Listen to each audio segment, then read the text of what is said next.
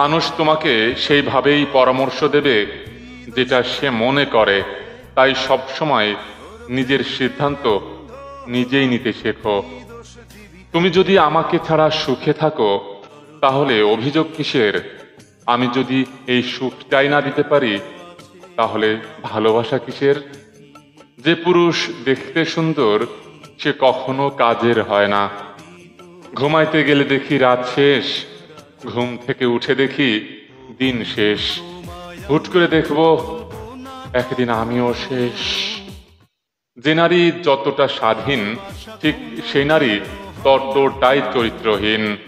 যদি তোমার সামনে হতাশার কালো পাহাড় এসে দাঁড়ায়, তুমি তাতে আশার সুড়ঙ্গ কাটতে শুরু করো।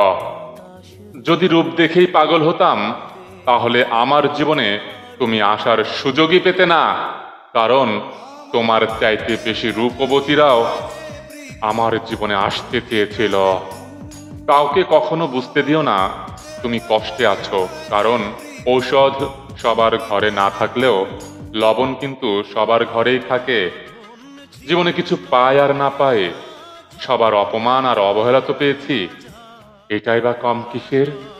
ভালোবাসাটা ভুল ছিল না, বিশ্বাস আর ভরসা করাটাই ছিল ভুল। ভালোবেসে প্রথম যেই কপালে চুমু দিয়েছিলাম কখনোই বুঝিনি সেই কপালে আমি ছিলাম না। যারা দিনে দুঃখ লুকিয়ে হাসে তারা রাতে মুখে বালিশ চেপে চিৎকার করে কাঁদে। মিথ্যার কাছে হেরে গিয়ে নিজেকে মূল্যহীন করবার কোনো প্রয়োজন নেই। মনে রেখো, ওপরওয়ালার লাঠিতে আওয়াজ হয় না, সঠিক বিচার দেরিতে হলেও হয়।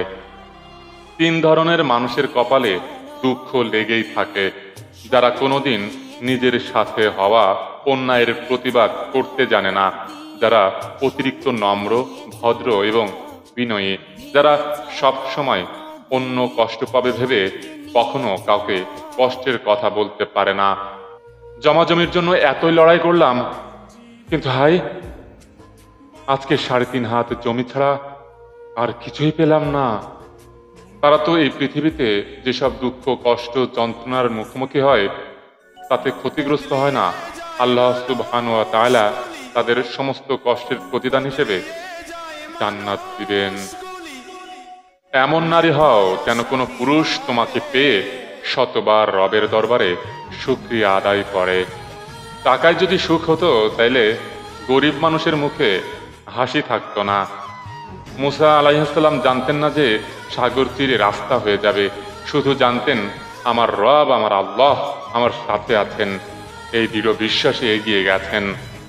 বেশি বেশি আলহামদুলিল্লাহ বলার চেষ্টা করবেন, কারণ এর মধ্যে ধৈর্য ও শুকরিয়া দুটোই আছে। আলহামদুলিল্লাহ। আজ স্মৃতির পাতা উল্টে দেখলাম কত মানুষ জীবন থেকে হারিয়ে গেছে, কত চেনা মানুষ অচেনা হয়ে গেছে। হয়তো কোনো একদিন আমিও অচেনা হয়ে যাব এই সুন্দর পৃথিবী থেকে। হাত ধরার মানুষটা সুন্দর নয়, বিশ্বাসী হলেই জীবন সুন্দর।